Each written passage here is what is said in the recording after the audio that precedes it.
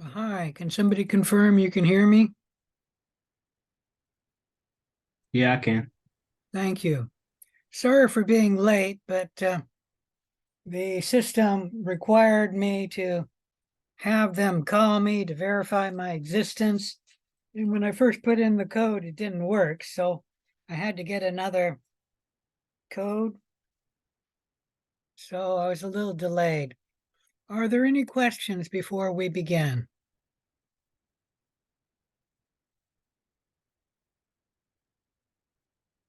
All right, I'm not hearing any questions. So let me share my screen and we will begin.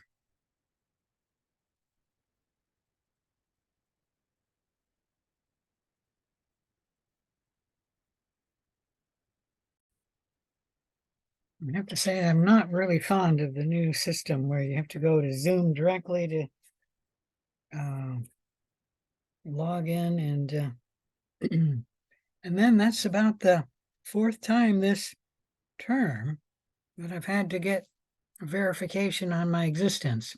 Of course, I'm not at Clark College, so it might be that it knows that, and that's why it wants my verification. All right, today is August 29th. And we're supposed to be finishing chapter 14. Any questions about any of that? You'll note that there is no lab for today. I think what I would like to do in the lab is to give you a little bit of a review, uh, meaning go over the most important material that will be on the final. So we will meet in the lab and we will have a review for the final. Any questions about any of that? All right, I'm not hearing anything. What is it that I wanted to do here? Oh, I did get some grading done. I think I'm showing my screen, so I can't show you the grade book. So let me stop sharing.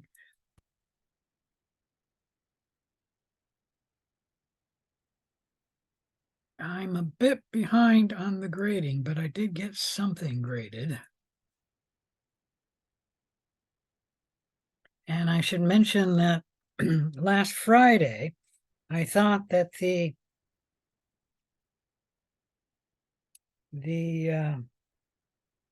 unknown notes was closing on Friday. And then I went and looked at it today and noticed that I've got the unknown notes closing today, not on Friday. And so there were some people I sent a message saying you're requesting this test and you won't have time to get that test done. Well, I've sent you the test today when I realized that I didn't have Friday as the day that the unknown notes pages is closing. That's my problem. Normally, I have Friday as the day that the unknown notes pages close, but because this is the summer term and we're truncated, I decided to give you a little bit more time on the unknown project. And I decided to have the unknown notes page close on Monday.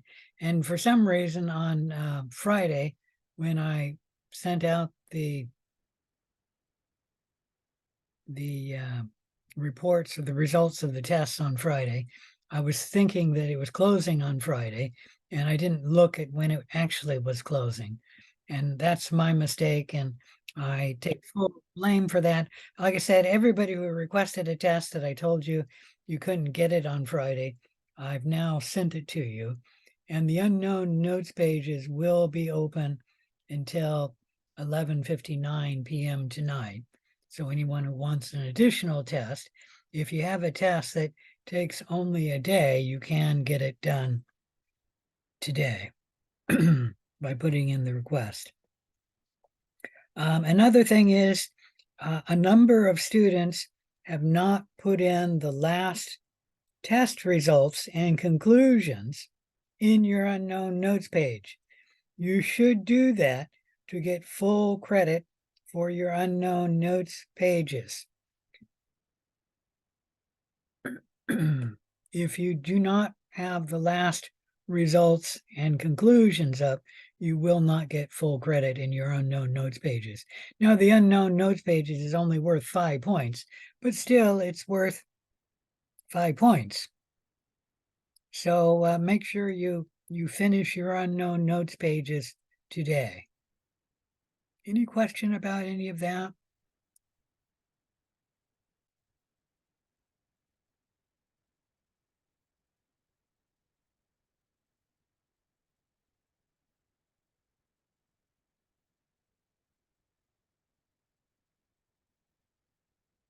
I need to go in and change quiz 5 score so that it'll be worth 75 points.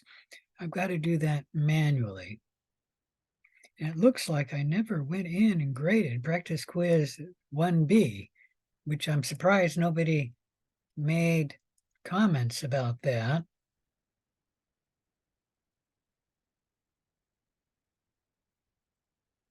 Yes, I need to award points there.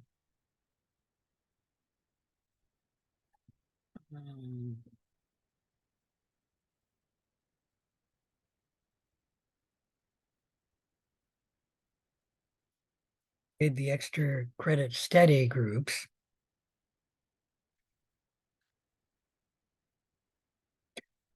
And I have graded worksheet for lecture 8B. Was there an 8A?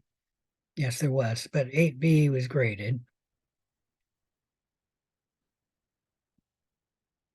And then worksheet for lab 9 is graded. First time, not the second time.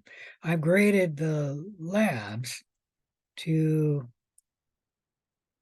worksheet lab 6 for all of the students. And I've started grading second time, meaning so worksheets for lab 0 to lab 6 have been graded the second time. I've started grading worksheet lab 7, but I have not finished it. It looks like there's 3 students I need to still grade worksheet for lab 7. Any question about any of that? I think that's the last of the grading I've gotten done. I've not begun grading the infectious disease research project, and I've got so much grading to do. I'm not sure I can get that graded before you take the final. I usually like to have that graded before you take the final. And sorry, summer's a little compact for me too, and so there's a lot I've got to get done. Let me mention there's a few things, get out of the grade book here. Then I can share my screen again. Let me mention there's a few things you need to do for the end of the term. First, the unknown notes pages closes today, so make sure you have your unknown notes pages finished. Second, the unknown project is due tomorrow, Wednesday, August 30th at 11:59 p.m. So make sure you have your report turned in by 11:59 p.m. on Wednesday. The final will be on Thursday, August 31st. And note that there are 2 finals. Let me go to that. Am I sharing my screen here? No. Come on, share the screen. There we go. There's a final A and a final B. Come on, scroll down. The final A does not require Respondus Lockdown Browser. These are going to be a few questions of fill in the blank or write an answer. It's never more than a paragraph. Let me see how many questions that is. I think it's only, stop sharing my screen here. I think it's only 4 questions at most.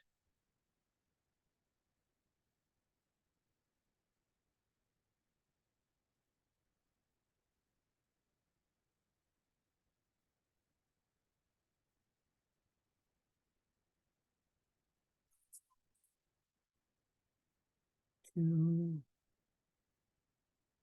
3, 4, 5, 6 questions. So it's 6 questions. Some of them will take time. Like I'll show you a table and give you some test results, and then you figure out what the organism is.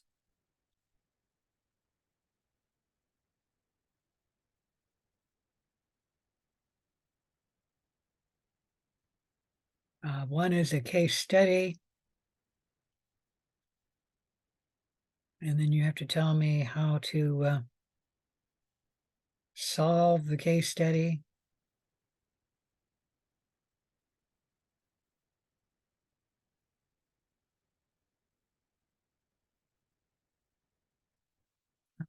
And then there's final B, which is the traditional multiple choice exam, which you must use Respondus Lockdown Browser with.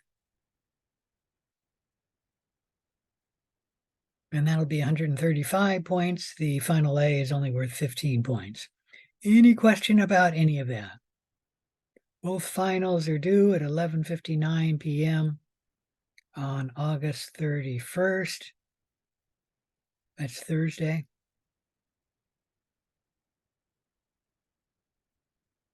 All right, I'm not hearing any questions, so let's move on to chapter 14. Note that the worksheet for chapter 14 is due today. That is because it's finals week, and so I put up the time that the worksheet for chapter 14 is due. And you need to turn it in by 11:59 p.m. tonight.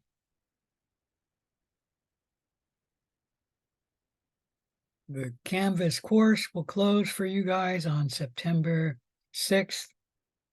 Hopefully I'll have the grades done so you can take a look at your grade in Canvas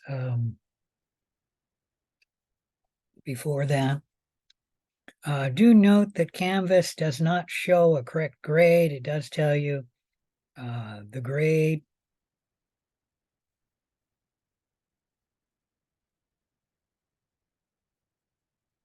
And I made a mention of that. Where is that? Here it is. So the grade, if you get over 92%, you'll get an A. Over 90%, it's an A minus. I think in Canvas, it'll show you an A only if it's 93% or higher. So our grading scale is slightly different, and I didn't invent this grading scale, and it's what the microbiology department has used for ever since I've been at Clark. And I think Canvas shows you a B plus only if it's 87% or higher. And you have to, in our grading scale, have to have 88%. So in one sense, it's better. It's easier to get an A in our scale, but it's more difficult to get a B plus. I don't think it's any different anywhere else. Maybe a B minus. It's different also. I don't know if Canvas shows you if it makes a C minus or a D plus. We don't give a C minus or a D plus. So if you get greater than 70%, it's a C, and then greater than 60%, you get a D. My point is the Canvas grade that it shows you just may be a little off, so be expecting that. And I think, yeah, I've got it right there. Canvas gives a grade, but it's based on a slightly different scale, so it may be off. All right. Let's go on to chapter 14.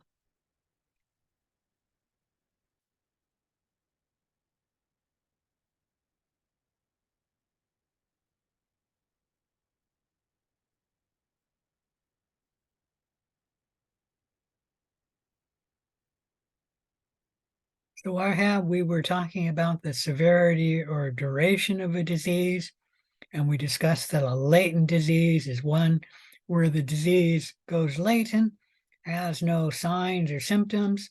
The patient really doesn't have the disease at this point, and then the disease can become active again. The disease comes out of latency, and now the patient has signs or symptoms. The best example of that is shingles, where a child can get chicken pox, and then the disease goes into latency.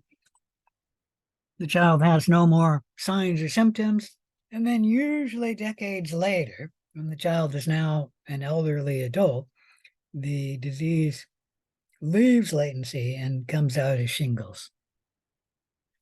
And then we discuss herd immunity, where if you have enough people in the population immunized, a disease can barely spread.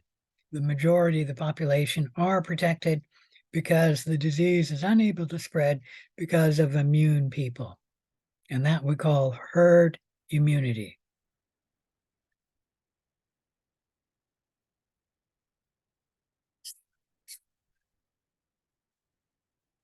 We're talking about diseases normally go through a specific pattern of events associated with the disease, where the disease comes out of a source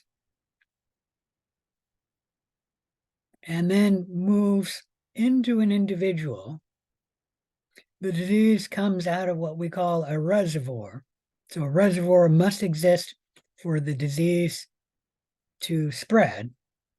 And then the pathogen is transmitted to a susceptible host. The pathogen invades the host and multiplies within the host. The pathogen must injure the host, otherwise the host will not have signs or symptoms of disease. And then the illness will end when the host immune system destroys the pathogen or the pathogen kills the host. Any question about any of that?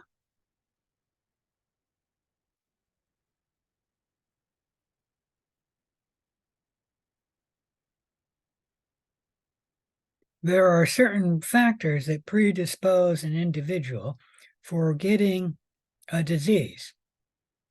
Certain factors make the body more susceptible to and therefore affect the occurrence of disease. For example, females have a shorter urethra and they therefore have a higher incidence of a urinary tract infection. There are inherited traits that make people more susceptible to getting a disease. For example, people who have sickle cell anemia, sickle cell gene, are more likely to come down with disease than normal individuals. The climate and weather are well known to cause colds and flus, and they also cause other disease. For example, everybody knows that the colds and the flus are most likely to spread in the winter time, and that's largely because of the climate and the weather. We won't talk much about that, but the flu, for example, in the cold weather, the virus is actually stabilized and can survive longer. So if it gets on your coat or something in the wintertime, it's going to survive in the cool weather. And then when you take off your coat, you go inside, you pick up the virus on your hand, and then you can inoculate yourself. In the summertime, the virus will be more likely to die out, not only because the warmth destabilizes the virus, and so it has a shorter half-life, but also in the summertime, the sun has more UV light, and UV light kills the genome of the virus. There are other factors too, and that is people tend to shut their windows in the wintertime, and so that we have more closed air in the wintertime. So once something comes into the house, you're more likely to breathe it in. There's a few factors going on with the climate and the weather. Fatigue makes a person more likely to become sick. And I should warn you guys are students, you're likely to get fatigued, and then you're more likely to become sick. Age is more likely to make a person sick. It's well known that people who are very young or people who are very old are more likely to get an illness. And I think I mentioned with COVID-19, let me see if I can get this to show that even with COVID-19, which primarily hits the elderly, let me see if I can blow this up. So young people, very low incidence of illness from COVID-19, serious illness I'm talking about, or death. And then as you get older, so this would be age over here, and then the severity of the disease over here. With the very elderly, you're more likely to get COVID-19. Well, COVID-19 does affect the very young. We're talking about, what do you call it? Infants or less, and especially newborns, are more likely to have a severe COVID-19 disease. So normally a disease has this type of a shape where the very young and the very elderly are more likely to get diseased. COVID-19 is a little different, and that is, oops, I thought I had the eraser there.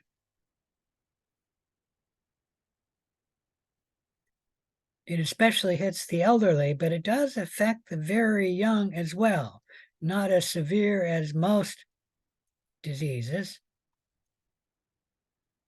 but like the newborns are very susceptible to COVID-19.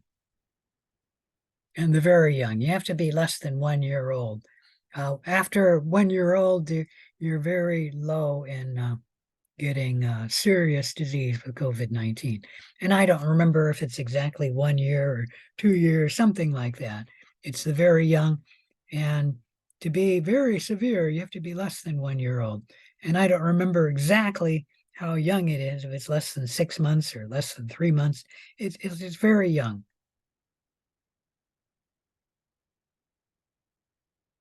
Most diseases hit both the young and the elderly. And like the flu, for example, more likely to kill or have serious disease in the very young and the very old. Lifestyle can predispose a person to getting certain diseases. For example, smokers are much more likely to come down with respiratory illnesses. And this is because smoking damages the mucosa of the respiratory system. There are other lifestyle changes that can predispose also. Obviously, people who are always partying and always drinking, they're more likely to come down with the disease. Chemotherapy can predispose a person to getting an infection. Chemotherapy tends to weaken the body's immune system, and thereby you're more likely to come down with the disease. And if you look at it, all of these factors actually weaken the immune system. The lifestyle can weaken the immune system. The very young and the very elderly have a weakened immune system. Fatigue weakens your immune system. The inherited traits weaken the immune system. I'm not sure about climate and weather and shorter urethra, but any questions about predisposing factors? When we're talking about a disease, it's important to realize that most diseases have a development of the disease. So when the person is first infected, the host defenses have to be reached by the disease-causing organism, and then the disease follows a certain sequence of events in the development of the disease. Surprisingly, this sequence tends to be similar for both acute and chronic diseases.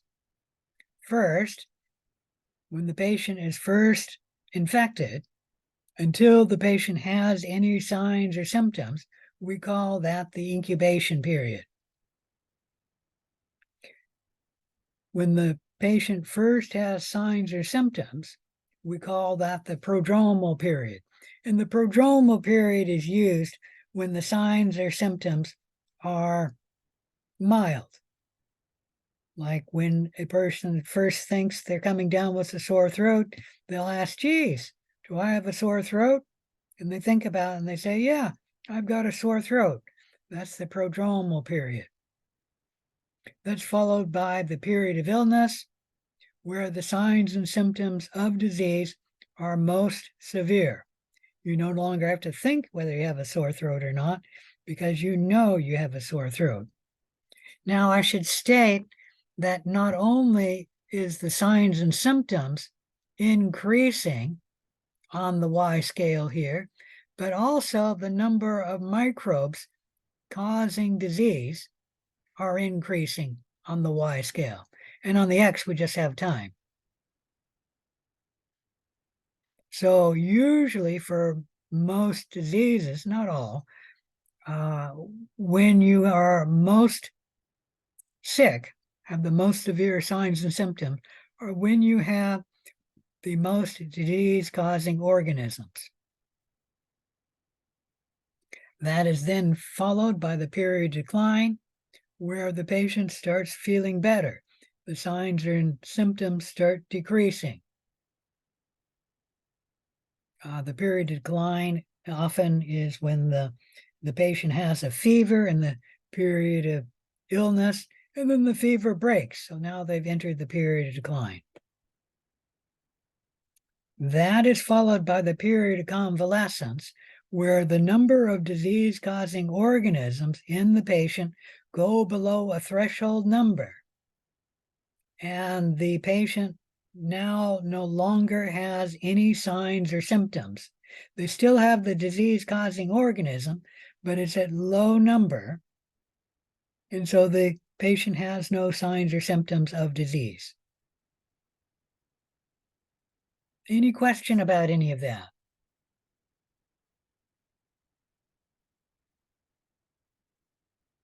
There's a couple of things I need to state here, and that is sometimes you don't have all of the stages of disease. For example, on numerous occasions, I'm fine, I'm in the incubation period, and then it feels like somebody hit me over the head with a sledgehammer. And that I usually have when I come down with the flu. I'm feeling fine, I'm in the incubation period. There is no prodromal period. And then I'm in the period of illness. It feels like somebody hit me over the head with a sledgehammer. So sometimes the illness may not have a prodromal period. Sometimes the disease may not have a period of decline or a period of convalescence. And that happens whenever the disease-causing organism kills the patient. In the old days, when people came down with AIDS, they would enter the period of illness, and then sooner or later they would die. So they never entered a period of decline or a period of convalescence. Now, let me think about this.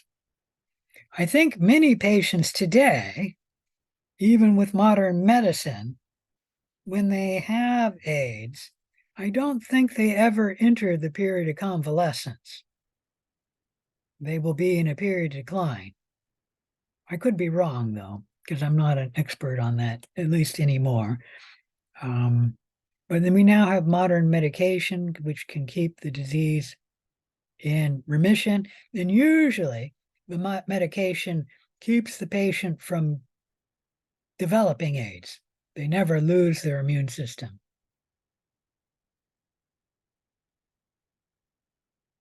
But if they have AIDS, I don't think the medication will ever allow them to come into the period of convalescence. They have to continually watch to see if they get an infection. So they're always in the period of decline or the period of illness if they have AIDS.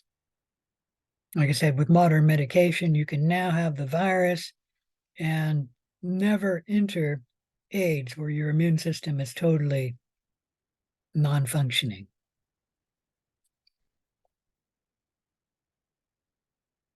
All right, here's a question for you, and that is, which period of disease are you no longer contagious? The incubation period, the prodromal period, the period of illness, the period of decline, or the period of convalescence? Anyone gonna guess? According to the graph, it looks like you're always contagious until like very before or the very end of the convalescence. Um, Actually, very, very early in the incubation period, you are not contagious because the virus just got established in you. But essentially, in the incubation period, you are, at least part of that period, you are contagious or communicable at least. And that's true in the period of convalescence too. You still have the disease carrying organism in the period of convalescence, so you are communicable in the period of convalescence. Now, it might be at the very, very end of the period of convalescence, you might not be communicable because you have so few organisms in you.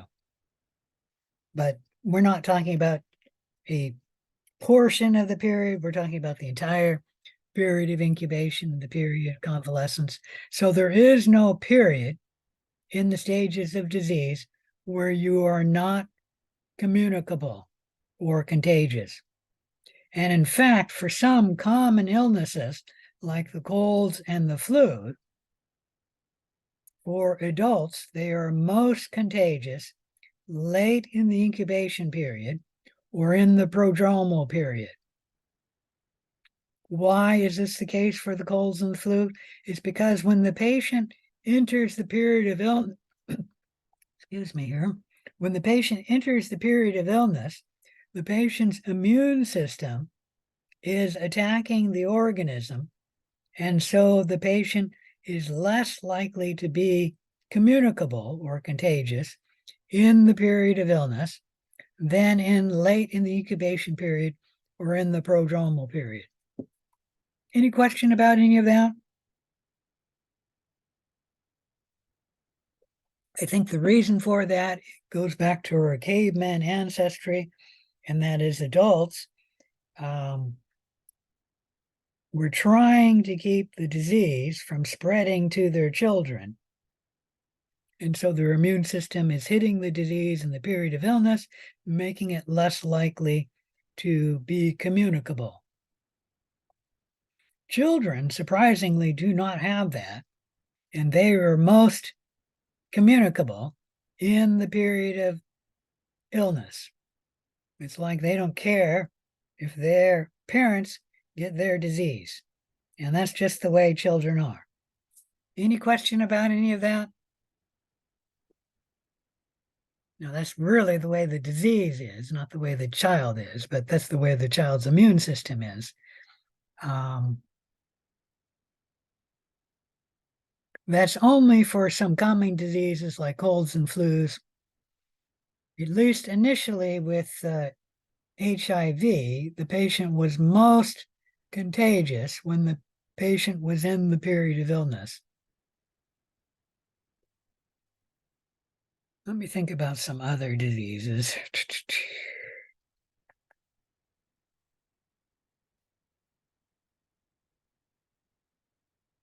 Like when the child has chicken pox, they are most contagious during the period of illness.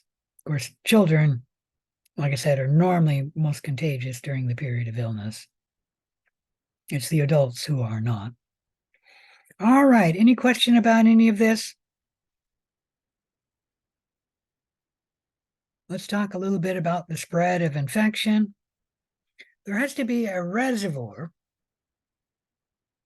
of the disease before the infection can spread. A reservoir is a source of infection. So reservoirs are a continual source of disease organisms. Reservoirs can be living or non-living.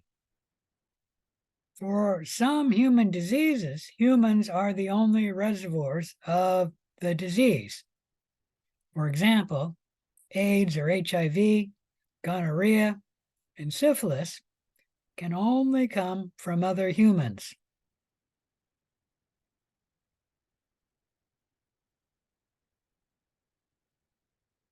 I was trying to remember another disease which is that way, and I'm not pulling one. Oh, polio only comes from humans. So humans are a major reservoir of diseases. And there can be reservoirs, humans, meaning humans who have inapparent infections or latent diseases, where the patient does not know that they are carrying the disease-carrying organism. They are asymptomatic, or they have a latent disease. Anyone who ever had chickenpox as a child, you probably are in latency. And whether or not it comes out as shingles, about, I used to know the number, 15%, maybe 20% of patients who had chickenpox will develop shingles. Not everyone does, most do not, but if you've had chickenpox, you can get the shingles. There are also animals which are reservoirs for disease. Some diseases like rabies and Lyme disease are only spread to people from an animal. Rabies, when it gets in a person, it's a dead end for the virus, meaning rabies does not spread from a person to another person or another animal. So when rabies gets in a person, it's a dead end for the virus. Rabies has to spread from an animal to a person. And Lyme disease comes from the bite of a tick. The tick can get it from many other animals, including humans, but it does not spread human to human. Although a tick could bite an infected human, get infected, and then bite another human, but still, the animal is the reservoir, the tick. Some zoonoses may be transmitted to humans. A zoonoses is an animal disease that can be transmitted to humans. Rabies is an zoonoses. And that's a very good example because, like I said, rabies does not spread from an infected human. Any question about any of that? There are also non-living reservoirs of disease. For example, botulism and tetanus come from a non-living reservoir. Botulism usually from canned food, and the food is canned, so they're saying it's not alive, which it is picked, so I suppose it isn't alive anymore. Tetanus usually from the tetanus endospore on a puncture wound. Non-living reservoirs can come from the soil, water, lettuce, and can be a major reservoir of infection for humans. Like most gastroenteritis comes from a non-living reservoir that somebody eats or consumes, or I suppose drinks. Any question about reservoirs? When talking about disease, it's important to talk about the transmission of a disease. Diseases have three principal routes by which the agent can be transmitted from the reservoir of infection to a susceptible host. A healthy person can get the disease from a reservoir by contact transmission, by vehicle transmission, or by vector transmission. Vehicle transmission is where an object brings the disease-carrying organism to the healthy individual. Vector transmission is where an animal brings the disease-carrying organism to the healthy individual. Any question about any of that?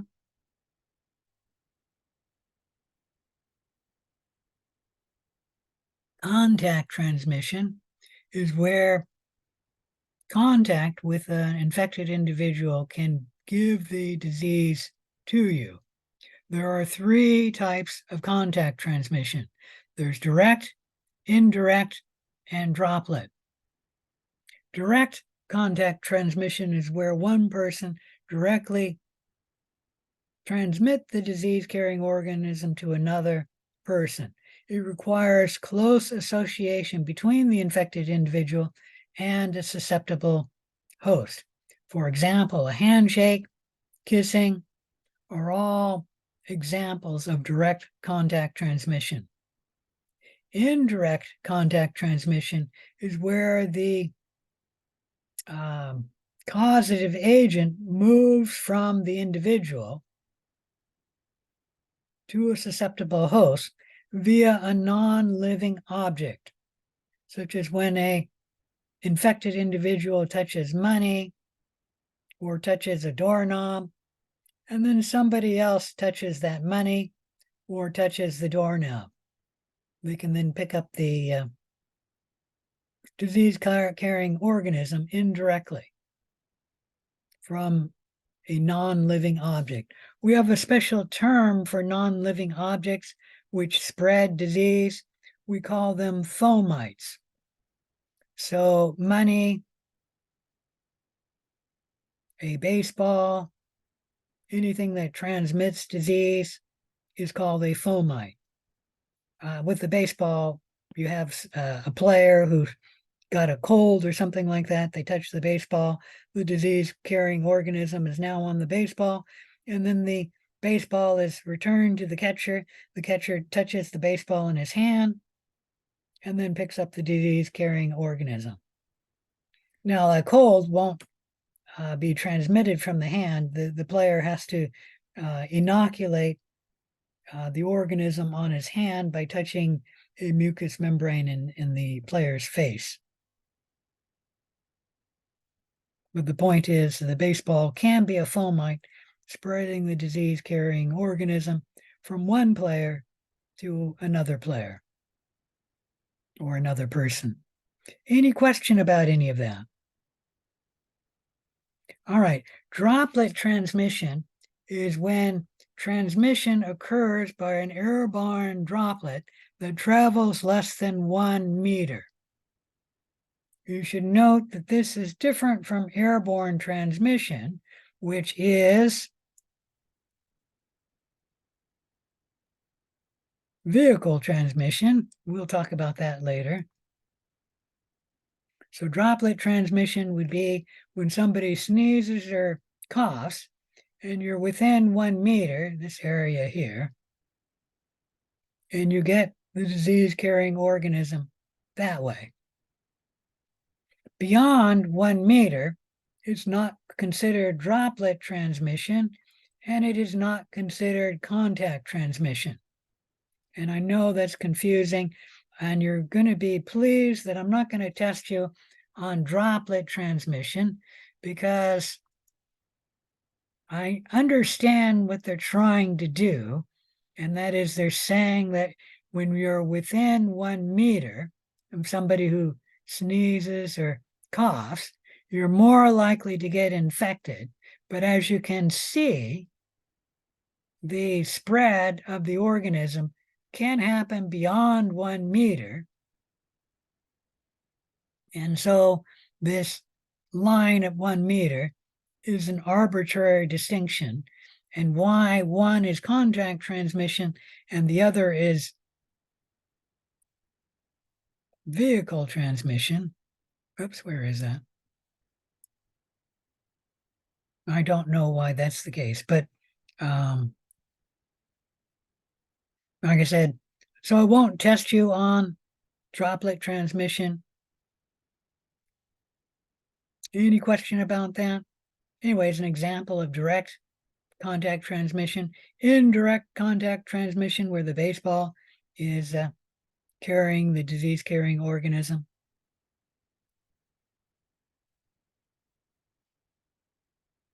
Vehicle transmission is where transmission happens from the reservoir, usually a person, through an inanimate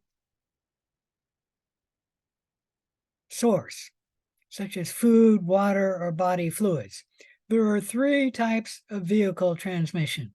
There's waterborne transmission, foodborne transmission, and airborne transmission.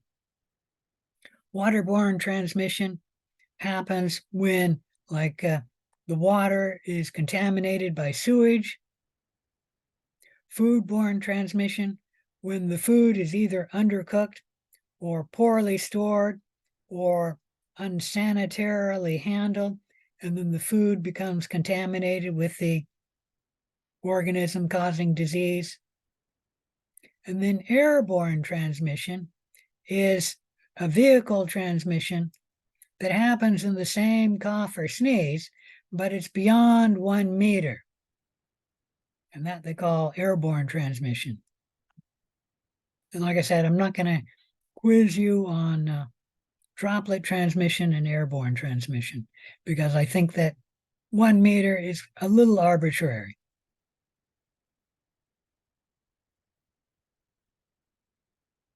And I don't really know why one is contact transmission and one is vehicle transmission. Any questions about vehicle transmission? Where an object or a water or food source can spread the disease carrying organism to the susceptible host. Vector transmission is where an animal carries the disease carrying organism to the susceptible host. The most important group of vectors are the biting arthropods, especially fleas, ticks, and mosquitoes. Vector transmission can happen in two different ways. The transmission can be mechanical transmission, or it can be biological transmission. Mechanical transmission is where the organism is passively transported by the animal, such as the fly is picking up the disease-carrying organism on its feet, and carrying the disease-carrying organism to the food, and then the food is eaten by the individual, getting the disease-carrying organism. This disease has been spread passively by the organism, and so it's mechanical transmission. Biological transmission, on the other hand, is where the pathogen actually reproduces inside the vector. The clearest example of biological transmission is malaria, where malaria can reproduce inside the mosquito. And then when the mosquito bites the human, it's biological transmission because the malaria was reproducing inside the mosquito, and then the mosquito gives the disease-causing organism to the human. Any question about any of that?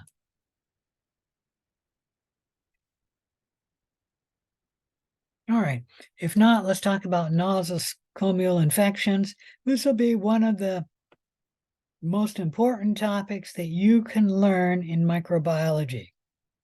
If you're going to work in the healthcare field, you need to know about nosocomial infections and how to prevent their spread. A nosocomial infection is an infection acquired as a result of a hospital stay or a facility similar to a hospital, like a nursing home or a doctor's office, where the patient did not have the disease-carrying organism prior to their coming into the hospital-like environment. And then they picked up the disease-carrying organism in the hospital-like environment. It's estimated that 5 to 15% of all hospital patients acquire a nosocomial infection. That's 2 million people per year in the United States and about 20,000 deaths each year in the United States. People dying of a nosocomial infection. It's actually about the 8th leading cause of death in the United States. I'm saying about the 8th because it used to be the 8th before COVID-19. I have a feeling that COVID-19 is probably dropped nosocomial infections, maybe down to the 9th leading cause of death in the United States. But I have never looked that up, so I'm just guessing. Any question about nosocomial infections? They're also named hospital-acquired infection, or HAI. Generally, I'll call them a nosocomial infection because that's the term that your textbook uses.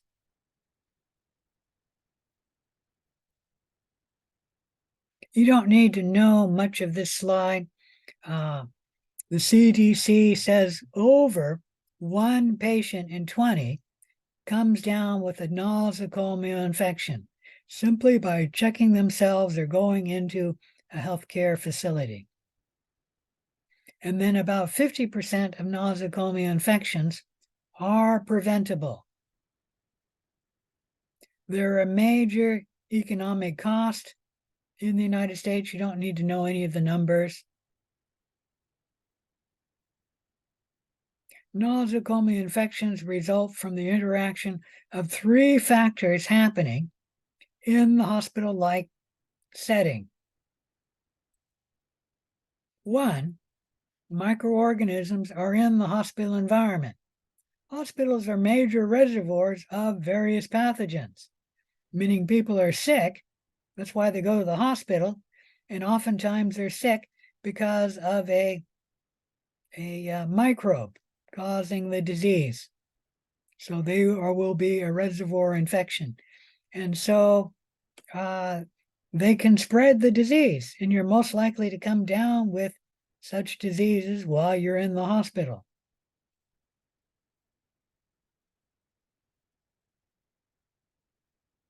There are other organisms that are present in the hospital that can cause a nosocomial infection. It may be just the microbe lives in the hospital, like, let me see if I can remember the name. Pseudomonas aeruginosa lives in any wet environment. It could be in flower vases. It could be in actually dirty mop water. It could be in the water of the sink, and not the fresh water, but stagnant water. So there's microorganisms in the hospital environment, and they can cause a nosocomial infection. And then there's also normal microbiota from the people and other, well, I guess mainly people, in the hospital-like environment. And they can be, the normal microbiota can be opportunistic pathogens causing a nosocomial infection. And then to make matters worse, some nosocomial pathogens are antibiotic resistant. This is especially true in the hospital-like environment because the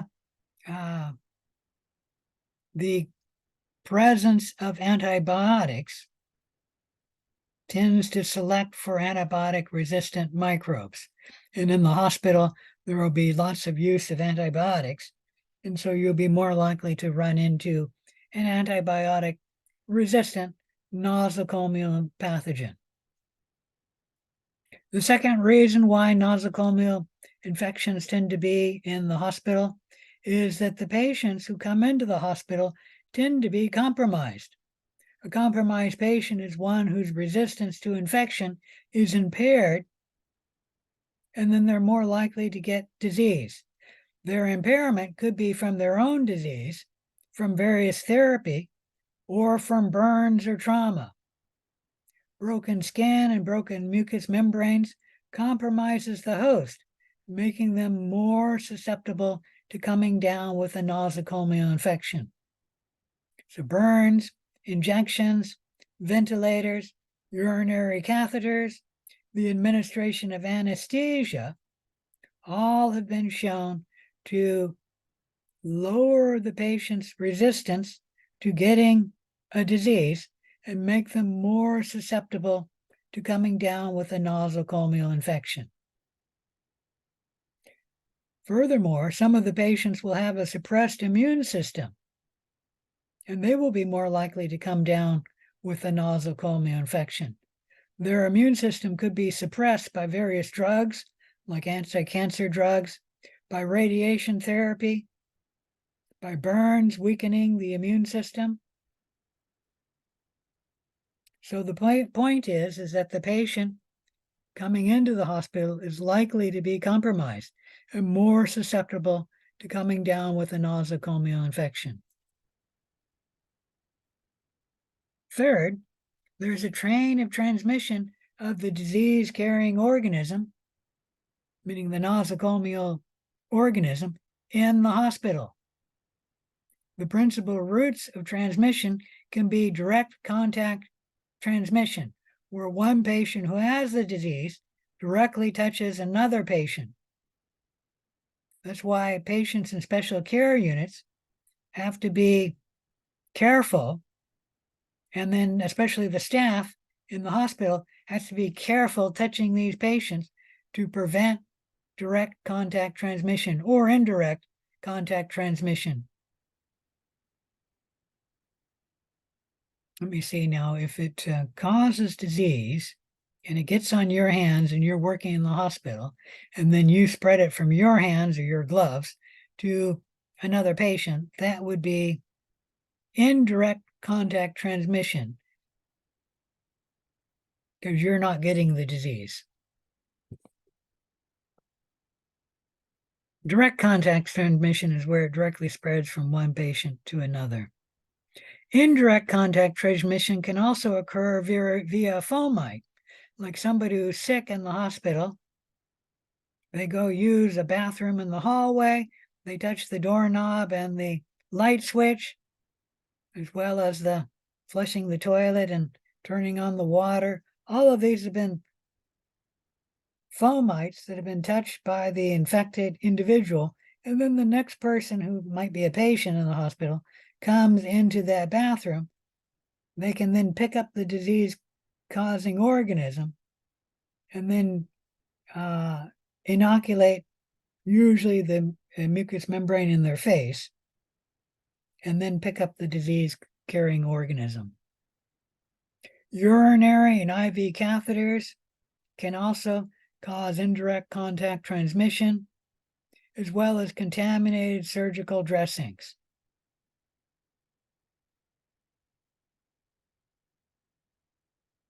There can also be vehicle transmission, such as airborne transmission, where the ventilation system can spread the disease. I remember when we had a few cases of Ebola in the United States, and what happened was it was people who were working with Ebola patients, and then they came back to the United States, and they then later developed Ebola. So there were a few patients who had Ebola in the United States, and it's because they were working with Ebola in Africa. And most of them were not sick when they were admitted into the United States. There might have been a few who were brought to the United States because they got Ebola and they wanted to receive treatment in the United States. But anyways, the hospitals were very worried that the ventilation system could actually spread Ebola. And so they took steps to filter the air in the room where the Ebola patient was at.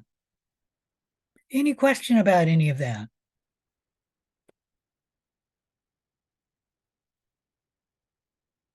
All right, how do you control nosocomial infection? There are certain procedures that are generally implemented to control the spread of nosocomial infections. First, you've learned aseptic technique in microbiology. Now always apply it when you're working in a hospital-like setting. So when you're working with contaminated material, like you're taking a specimen from a patient, always use aseptic technique to keep the nosocomial infection from spreading. If you think you got it on your gloves, you should replace your gloves or make sure you don't touch something with your gloves and then spread the disease-causing organism elsewhere. And certainly don't touch another patient while you have the disease-carrying organism on your gloves. You should properly handle all contaminated materials. Another thing that's been shown to reduce the spread of nosocomial infection is simply frequent and thorough hand washing. It's been shown that if the staff in the hospital engages in frequent and thorough hand washing, especially after handling a patient who is infected, they then go and immediately wash their hands. You can prevent the spread of nosocomial infection by at least 50%. You then need to educate the staff, the patients, and the visitors. The hospitals or the hospital-like setting has gotten much better at that in the last, I would say at least 15 years ago. I remember when you used to go into the hospital, there were not signs and sanitizers outside of every patient's door, outside or inside the elevators. And they're telling you, sanitize your hand to prevent the spread of disease. Like I said, in the last 15 years, they've been very good at educating patients and visitors to the hospital. I'm not sure when they educated the staff in the hospital to stop the spread of nosocomial infection, but I do know in the 1960s, the staff was not informed, and the staff itself was the leading cause or spreading of nosocomial infection. In the 1960s, for example, you watch the old movies. I don't know if 1960 is that old, but it's old enough. The doctor would proudly display his stethoscope by wearing it around his neck, and he would go listen to a patient's heart, touching the stethoscope against the patient's skin. And then what would the doctor do? He'd let the stethoscope drop back to his chest and then go to the next patient, take the stethoscope, and then go listen to the patient's chest. You can see that in the movies of the 1960s, that the doctors did not realize that the stethoscope itself was transmitting nosocomial infections. In the 1960s, the number one nosocomial infectious agent was actually Staphylococcus aureus. And the stethoscope was one of the ways it was spreading.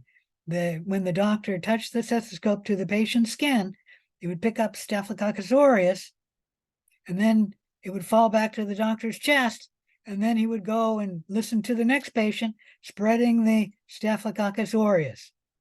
Nowadays, the staff is educated, and the doctor, I don't believe they even wear the stethoscopes anymore, but they will sterilize their stethoscope after touching a patient's skin. And Staphylococcus aureus, because of the way the staff has been educated, is no longer the number one nosocomial infective agent in the United States. In the 1960s, it used to be the number one, and it was mainly spread by the staff of the hospital. And I don't know when it was stopped, but sometime after the 1960s and before the 1990s, probably before the 1980s, Staphylococcus aureus was not spreading as much in the hospital, and it was because of education of the staff. And the staff were the first to be educated. Okay. And then I'm not sure the patient or the visitor. Like I said, I think the patients and the visitors became educated at the same time. And that's been at least 15 years now. Maybe even as early as the 1990s, but I don't remember when hospitals started putting signs up. Stop the spread of disease, sanitize your hands before you see a patient. There are many others procedures you can have to control nosocomial infections. You can find some of them in the online chapter notes. But if you go work in a healthcare facility, you should make sure that you are not spreading nosocomial infections, because the patient never had them before they came into the hospital, and then they get it while they're in the hospital. And it is a major problem even today. Although I can say that the spread of nosocomial infections in the United States has recently, within the last 5 years, decreased by about 50%. So it used to be, the numbers I have here, 5 to 15, so about 10% of patients acquire a nosocomial infection each year in the United States. It's now dropped to about 5%, because the average used to be about 10%. So we've gotten better, but we can still improve. And now you know about nosocomial infection, and you know not to spread it, because they are a problem. And let me state something else that I forgot to mention. Where is that? One more. Some of the nosocomial infections are antibiotic resistant. And the trouble with that is the patient is already sick when they're in the hospital. They then come down with a nosocomial infective agent that makes them sicker. And the doctor prescribes the normal antibiotic, but the pathogen is resistant to it. So the doctor switches to a second antibiotic and then does the antibiotic test screening to find an antibiotic that might work against the pathogen. And the second antibiotic doesn't work. And then the doctor comes back with the test and says, oh, tetracycline or some antibiotic will work, so let's put the patient on that. Well, guess what? The patient is now dead because they've had the pathogen, which was antibiotic resistant, for so long that it broke the camel's back, meaning it was enough to finally kill the patient. And some hospital patients are that frail. Any question about any of that? All right. A few more terms of epidemiology we need to discuss.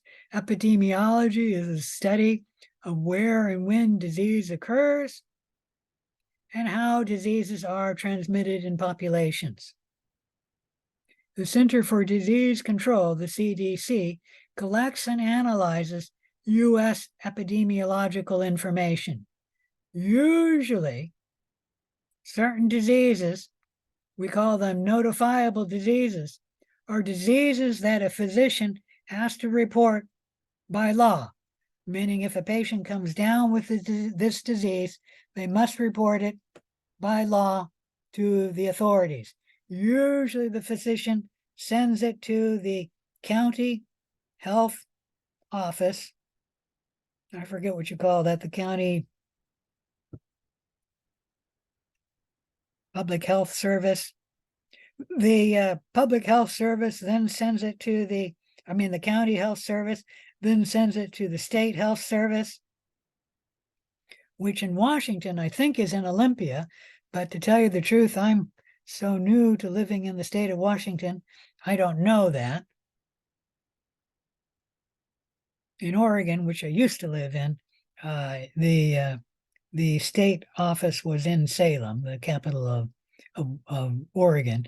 But in Washington, I'm assuming it's in Olympia, but I'm not sure where the state health office is. If somebody knows where the state health office is, you can inform me. Just I don't know in Washington.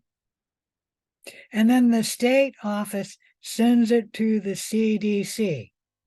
The CDC office is in Atlanta, Georgia. That's where their headquarters are.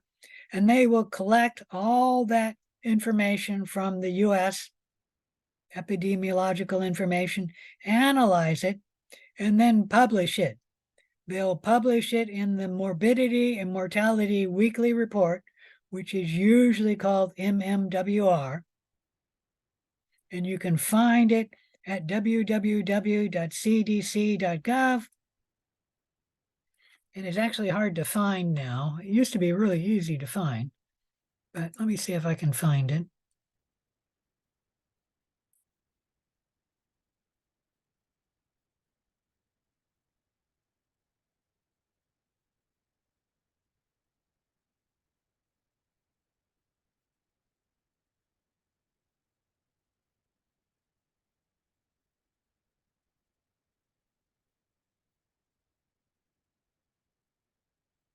Oh, there it is, Morbidity and Mortality Weekly Report.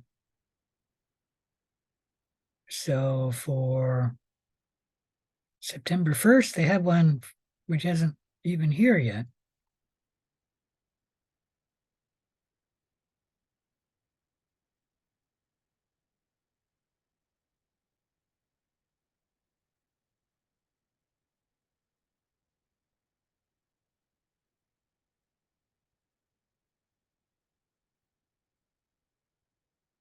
Oh, well, I'm not going to go through that now, but any question about any of that?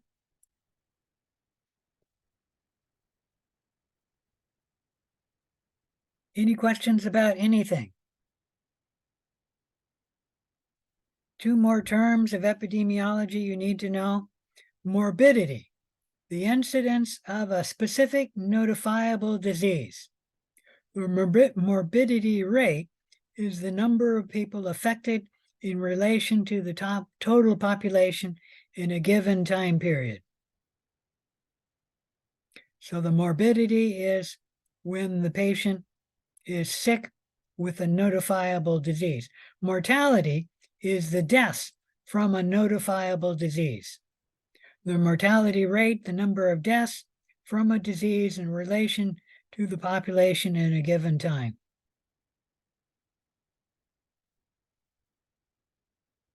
All right. If there's no questions, I'm done with chapter 14.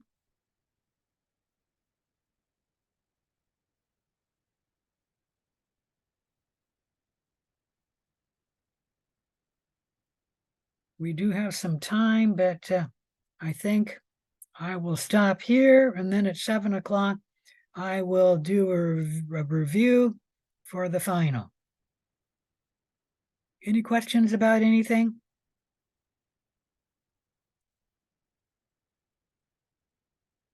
All right.